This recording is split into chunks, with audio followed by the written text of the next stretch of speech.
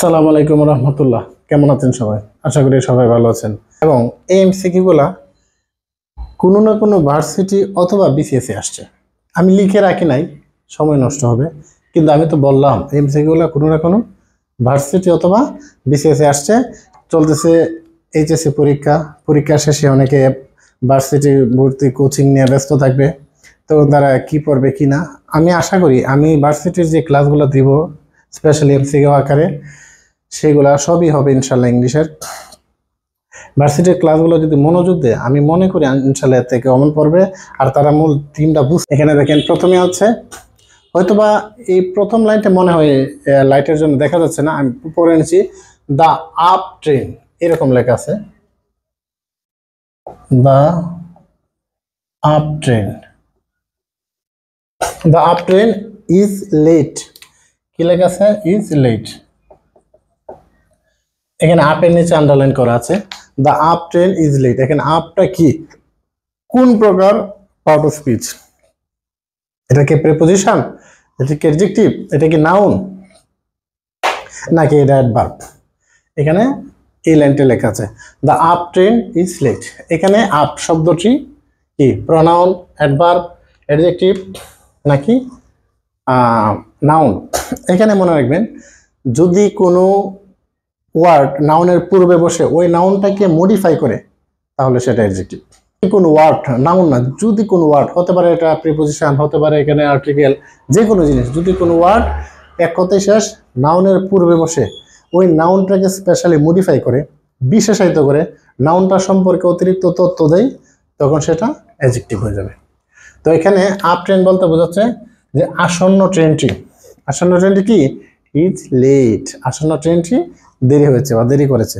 আচ্ছা, তো এই যে আসন্ন ট্রেনটি বুঝাইছে, এই কারণে মূলত এটা কি আপ শব্দটা এখানে অ্যাডজেক্টিভের মতো কাজ করছে।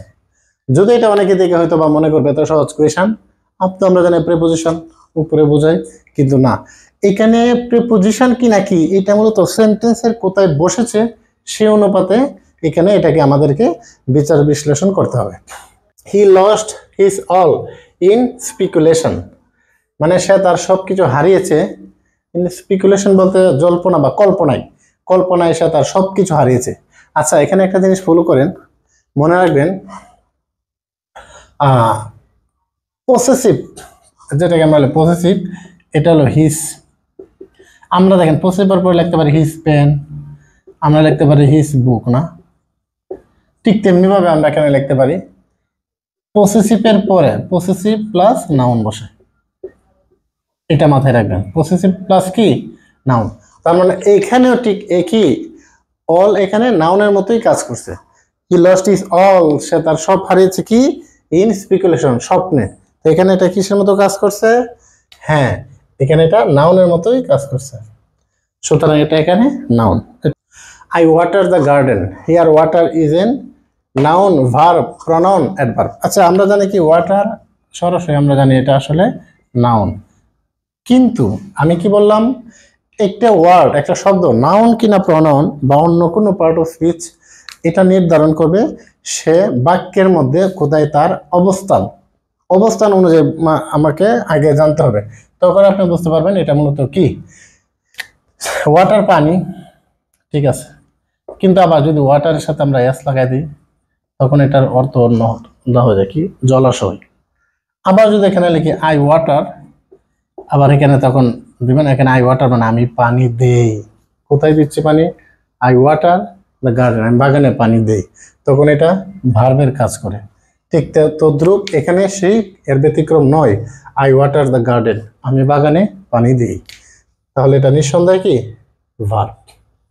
বললাম কোনো না কোনো ভার্সিটি অথবা বিসিএস এই প্রশ্নগুলো আসছে। Give place to your betters, here betters is কি? আচ্ছা, give place to your betters মানে তোমার থেকে যারা উত্তম বা তোমার থেকে যারা ভালো তাদেরকে স্থান করে দাও, এটাই স্বাভাবিক। যে কোনো স্থানে আপনি যাবেন, আপনি ভার্সিটির ক্ষেত্রে কি আপনার থেকে যারা এক নম্বর বেশি পেয়েছে, আপনার থেকে যারা ভালো তারাই কিন্তু স্থান পাবে, এটাই স্বাভাবিক। এই জন্য বলছে গিভ প্লেস টু ইউর বেটার্স।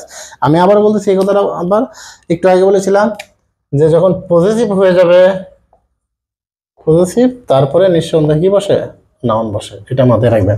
দেখেন এখানে ইউজ পজিটিভ, তার মানে এখানে কি বেটার কি হবে, এখানে বেটার নাউনেরই কাজ করেছে, সুতরাং এটা নাউন।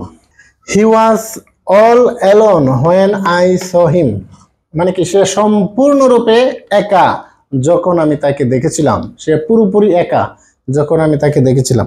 মানে কেমন একা, সম্পূর্ণ একা, পুরোপুরি একা, তাই এখানে এটা কি বলেছে, এখানে মূলত কি হবে, অলটা হবে এখানে অ্যাডভার্ব।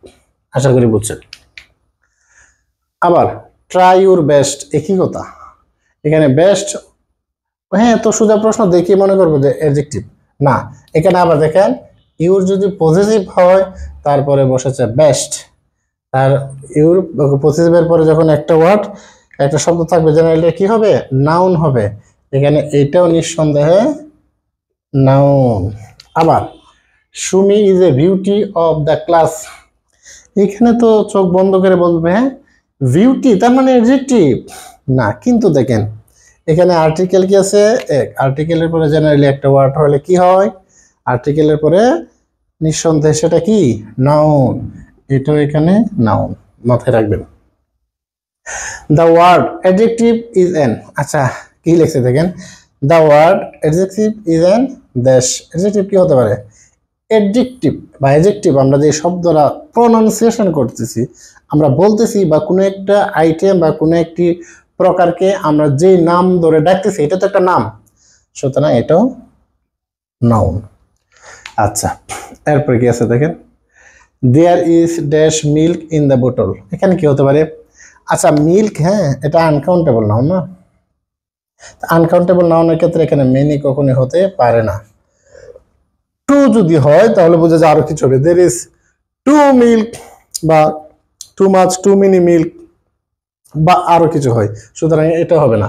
আচ্ছা এখানে ফিউ, ফিউ বসে কাউন্টেবল নাউনের ক্ষেত্রে, তার মানে এখানে ভেরি লিটল হতে পারে, there is very little milk in the বোতল, there were just gates then I expected, মানে কি সেখানে যথেষ্ট গেস্ট ছিল যতটা না আমি প্রত্যাশা করেছিলাম, তার মানে এখানে কি হতে পারে, লিটেল হবে না, এটা আনকাউন্টেবল নাউনের ক্ষেত্রে বসে। আচ্ছা লিটেল লেস আনকাউন্টেবল হবে না, ফিউ হতে পারতো, কিন্তু দেখেন এখানে কি লিখছে, সেখানে তো গেস্ট ছিল যেমন আমি আশা করেছিলাম তার থেকে আরো বেশি, তার মানে ফিউ না, ফিউ মানে কি নেগেটিভ অর্থ প্রকাশ করে, ফিউ লিটেল দুটো নেগেটিভ অর্থ প্রকাশ করে, মানে নাই বললেই চলে। মনে করেন আপনার গ্লাসের মধ্যে বা একটা কলসের মধ্যে পানি, যদি আমি বলি there is a little water in the jug, তার মানে অল্প পরিমাণ পানি আছে, এমন পরিমাণ ধরে নিচে 4-5 ফোঁটা পানি আছে, যে পানিতে আপনি উজু করতে পারবেন না আর গোসলও করতে পারবেন না, আর খাবার তো দূরের কথা, 2-4 ফোঁটা পানিকে আর খাবার মানে 30 মিনিটে মানে আছে একদম না এরকম না, পানি এখানে মাত্রাটা আছে কিন্তু এই পানি কোনো কাজে আসে না, অল্প একদম সামান্য, তাই এখানে ফিউয়ার লিটেল আসলে নেগেটিভ অর্থ প্রকাশ করে। তার মানে সেখানে বলছে দেয়ার ওয়ার, আমরা যদি ফিউয়ার গেস্ট দেন এক্সপেক্টেড কম্পারেটিভলি, মানে তুলনামূলকভাবে কিছু অতিথি ছিল যতটা না আমি আশা করেছি। পরে কি লিখছে, এটা লাস্টটা বিসিএস 33তম বিসিএস আসছে, এটা the France refers to, French বলতে এখানে কি বোঝাচ্ছে, এটা হলো মূল জিনিস, কি বলছে ফ্রেঞ্চ পিপল নাকি ফ্রেঞ্চ ল্যাঙ্গুয়েজ ভাষা নাকি ফ্রেঞ্চ সোসাইটি নাকি ফ্রেঞ্চ সমাজ নাকি ফ্রেঞ্চ কালচার, ফ্রান্সের সংস্কৃতি, এখানে ফ্রেঞ্চ বলতে বোঝায় দ্য ফ্রান্স পিপল, ফ্রান্সের জনগণ, not language, not society, not culture, এটা মুখস্থ করবেন। হ্যাঁ আচ্ছা তাহলে এই যে কিছু দিলাম মোটামুটিভাবে গুরুত্বপূর্ণ, কারণ মনে করেন যে আরও ধারাবাহিকভাবে ইনশাল্লাহ দেওয়া যাব, আপনারা শুধু মনোযোগ দিয়ে ক্লাসটা দেখবেন আর বলবেন কষ্ট করে যে কোন ক্লাসগুলো দিলে আপনাদের উপকার হবে, আমি সেই ক্লাসগুলো দেওয়ার চেষ্টা করব। এই ছোট্ট ক্লাসটা সবাই একটু যদি মনে করেন যে ভালো লাগে ইনশাল্লাহ একটু লাইক দিন। ধন্যবাদ সবাইকে, আসসালামু আলাইকুম।